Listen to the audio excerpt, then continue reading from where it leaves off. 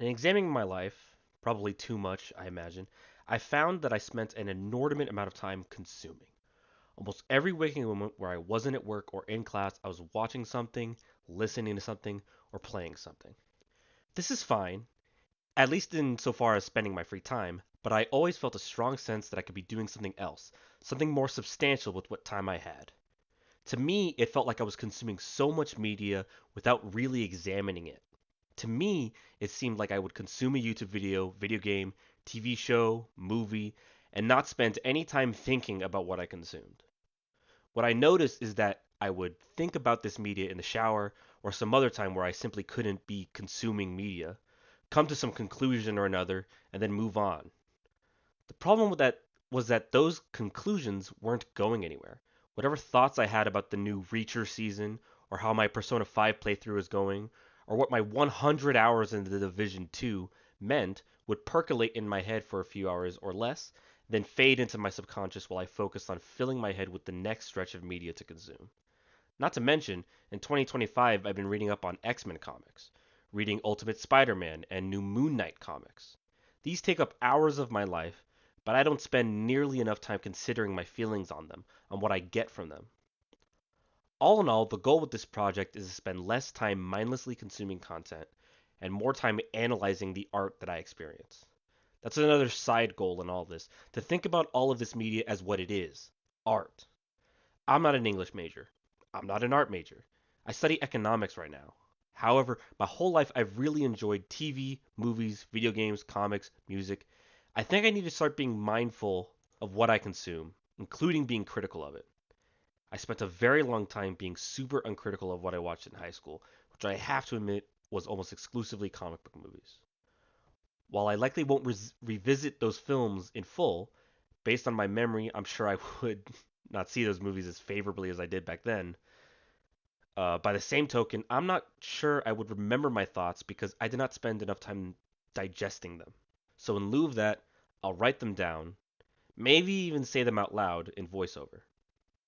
Okay, let's start with the biggest collection of art I consumed recently, X-Men comics. So, to start with my history with X-Men as a whole, I didn't really grow up with any of their media in my life. As a child, superheroes were either Spider Man or Batman, or they were kind of irrelevant. The only exception to this was Teen Titans, but only in the context of the Cartoon Network animated series. So I didn't watch X Men Evolution, the original 90s cartoon.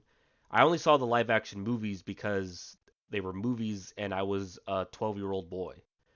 Based on those, you could see that outside of Wolverine, I had no real interest in any X Men. This all changed, as I imagined that it did for everyone else, with the release of X Men 97, Disney's first foray into mutants since the Fox acquisition, or merger. I'm confident either is very distressing for media competition, but that's not what we're talking about here. X Men 97 was a real smash hit for most people, with the show giving some of the best X Men stories a real spotlight. It was this show that really turned me on to the idea of X Men being cool, not to mention the huge rehabilitation of Cyclops' image. Going from a whiny loser to everyone's baby girl was a big win for us Scott Summer fans. I won't fully analyze the show here, but maybe a future entry will be exploring X Men 97's impact on me before and after all the comics I read. On that topic, let's talk about what I read and how. While X Men 97 left me wanting more X Men stories, I had no idea where to start. With how dense so much of their history is, I knew just picking up an X Men comic wasn't going to work. I'm not a completionist of anything, but my sticking point with comic books as a medium is that so much of what happens is a culmination of what came before. Even if a comic book run has a different creative team, so many characters and plot threads come from previous runs, or even worse, ramifications of crossover events. It drives me up the wall when I see comics reference events in a different series. I feel like I'm missing the significance without the full context. And maybe that's just a personal thing, and most people can deal with that. But if it's a skill issue, then I own that. Let me know, though, if I'm not alone. Anyways, I wanted some direction, and what I found online were mostly completionist guides for X-Men eras. These are fine, but part of the problem for me was the issue of jumping back and forth between different series. The way I saw reading comics on my phone at the time, illegally, meant having multiple tabs open and finishing one issue, checking the guide, and then going to an issue from a different series. Doing this digitally would have been a pain, and I wasn't quite ready to drop money on trade paperbacks of these comics that collected the issues in the right reading order. That's where a real gem dropped into my lap. A creator that I was already a big fan of dropped exactly the kind of video I was looking for. Cosmonaut Variety Hour is a mostly movie based review channel that I've been following for a couple years at this point, and they posted their ultimate guide to getting into X Men. Basically, the video explained various avenues to getting exactly what I wanted context on X Men comics. They explained where to start with the 70s Claremont run, the Grant Morrison run, the big crossover events, all in order to get context for the very famous Krakoa era.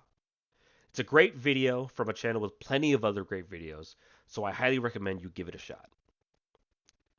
So, let's start with the very first, the 70s Claremont run of Uncanny X-Men. For me, this era was kind of disorienting at first. The dissonance between an iconic character in this series to where they are in current comics or even adaptations was pretty big. This was the beginning of my re education on X Men, my unlearning of what the Fox movies taught me about these characters. I haven't revisited those movies, and it used to be because a bunch of them were mid to straight up bad. Dark Phoenix, Dark Phoenix again. Now I'm confident, even from memory, that they don't do the X Men justice. Maybe one day, like with X Men 97, but it is not that day. This early in comic books as a medium, I was surprised with how much of the writing held up, and that there was so much of it. It's not a criticism for me to say that I read a lot more than I thought I would. I'm talking about words. The other thing to throw at me at this introduction into the X Men was how short a lot of the most pivotal arcs were. Like Days of Future Past, an arc that got its own 2-hour movie, is actually only 2 issues. Jesus, I wrote the script thinking it was only like 5 issues or something. Two is practically nothing. Anywho, my point is that these comics are dense, and a lot happens in a short period of time. And yes, I know that comics were meant to be picked up as random issues by kids at grocery stores and read out of order, but it still really threw me. I read about 100 issues of this Uncanny X-Men run, and mostly enjoyed every bit of it. The art is classic and iconic, the storylines were mostly engaging, except for the odd issue that didn't really grab me, but I could always skim that or skip it entirely. But the biggest takeaway for me was the original characterizations of the X-Men, learning the core ideas of Cyclops, Jean Grey, Wolverine, Kitty Pryde, Storm, Professor X, and everyone else. These core ideas would more or less stay consistent in the comics I read next, all the way to the Krakoa era, so I definitely felt rewarded for reading them. The next X-Men recommendations I got were Astonishing X-Men and Grant Morrison's New X-Men. Grant Morrison's run, which I started with E for Extinction, was a really, really great read. I think that the very, very verbose Claremont run uh, kind of threw me just a little bit. More modern comic book writing really agreed with me. Meeting Emma Frost again as an X-Man was really great. I think she's super entertaining to see interact with other members of the team. Seeing the Shi'ar Empire after their intro in the Claremont run was also really nice, even during the Cassandra Nova arc.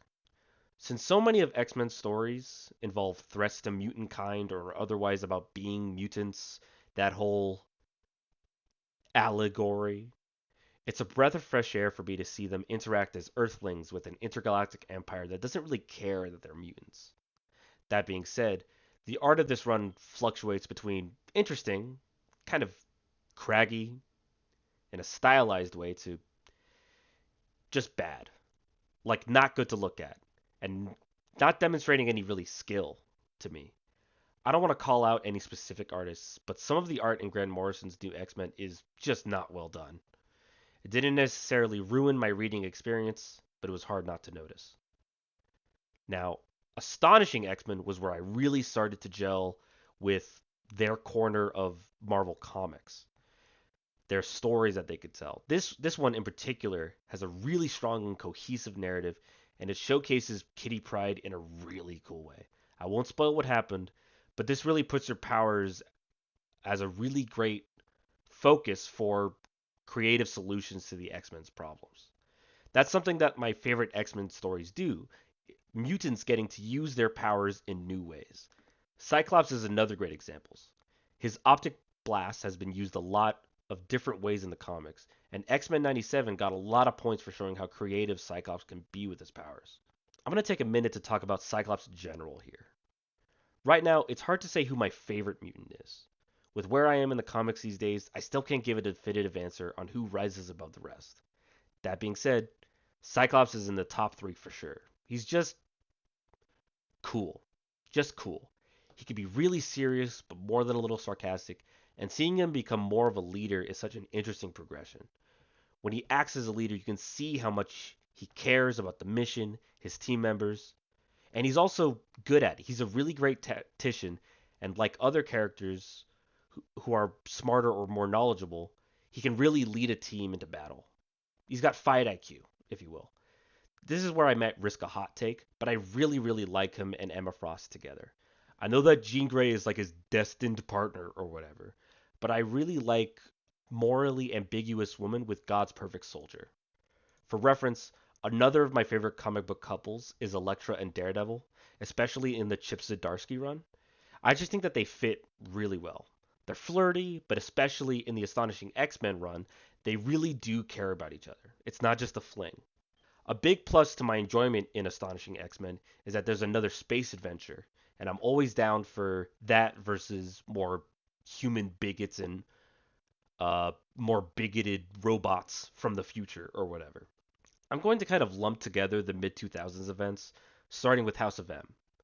This is actually the event I was most familiar with before reading X-Men. I had come across it during high school when I was reading a lot of Spider-Man comics. In truth, this is the event that I had more issues with than any of the other events. The premise is very simple. What if mutants were the dominant people on Earth and humans were the minority? The thing is, I think this event kind of demonstrates the problem with allegory, especially the X-Men's mutant status as an allegory for race and bigotry. I just don't think that the reversal of humans and mutants really work, at least not very well.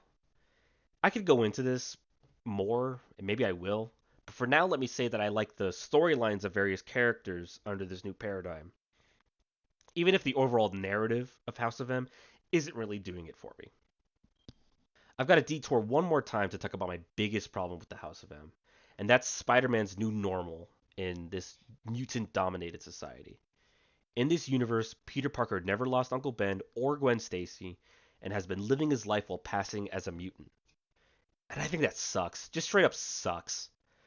Like, Peter Parker is maybe one of the most moral characters in comics, and he's just lying about who he is to be famous and rich.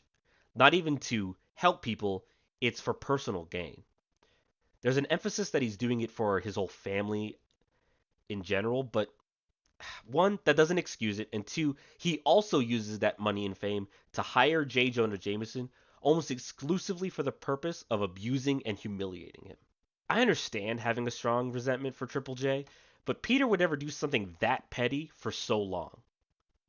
Again, Uncle Ben says great power and responsibility, but instead of helping humans, the oppressed group he is expressly a part of, he lies and acts like he has nothing to do with them until the last couple issues of that like 5 issue run.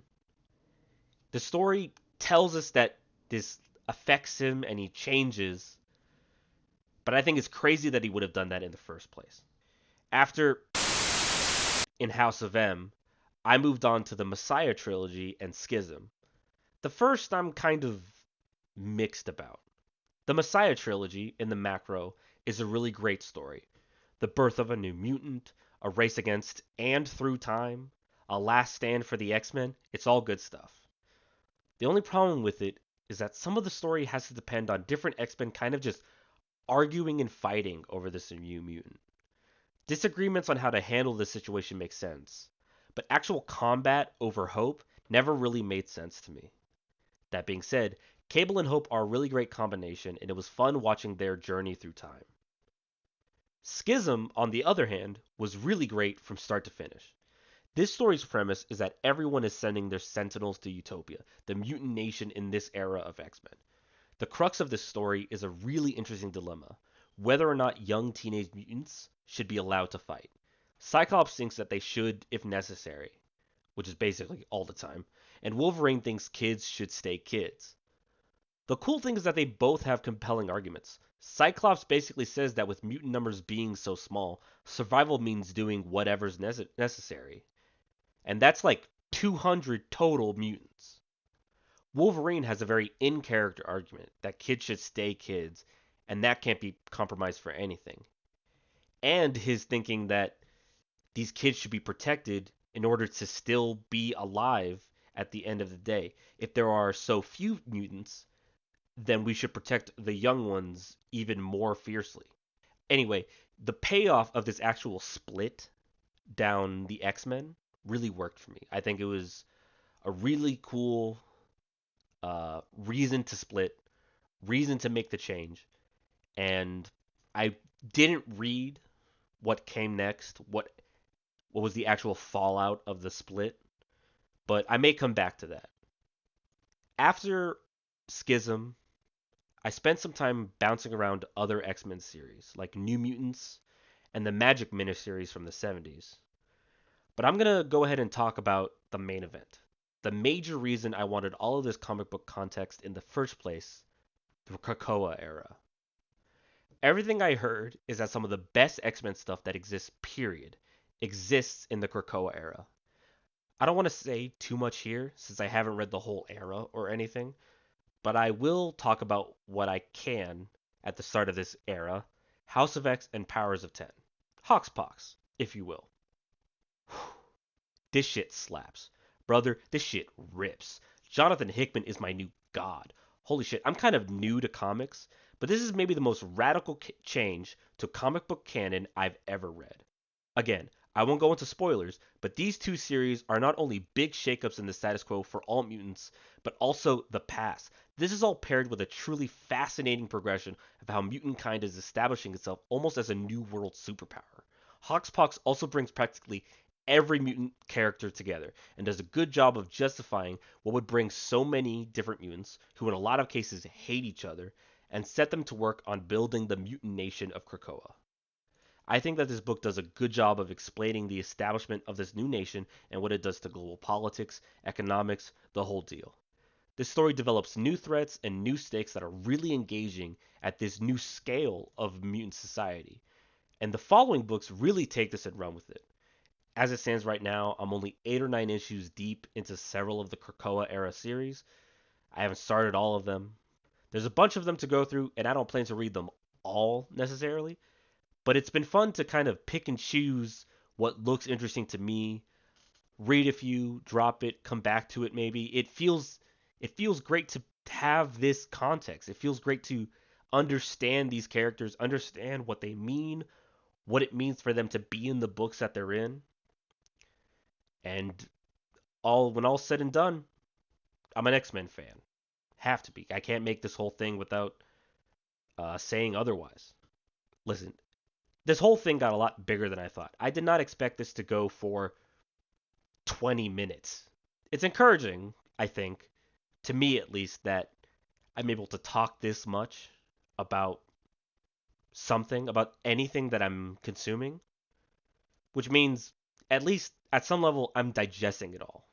Writing it down really crystallized it for me, and I want to keep doing this in some way.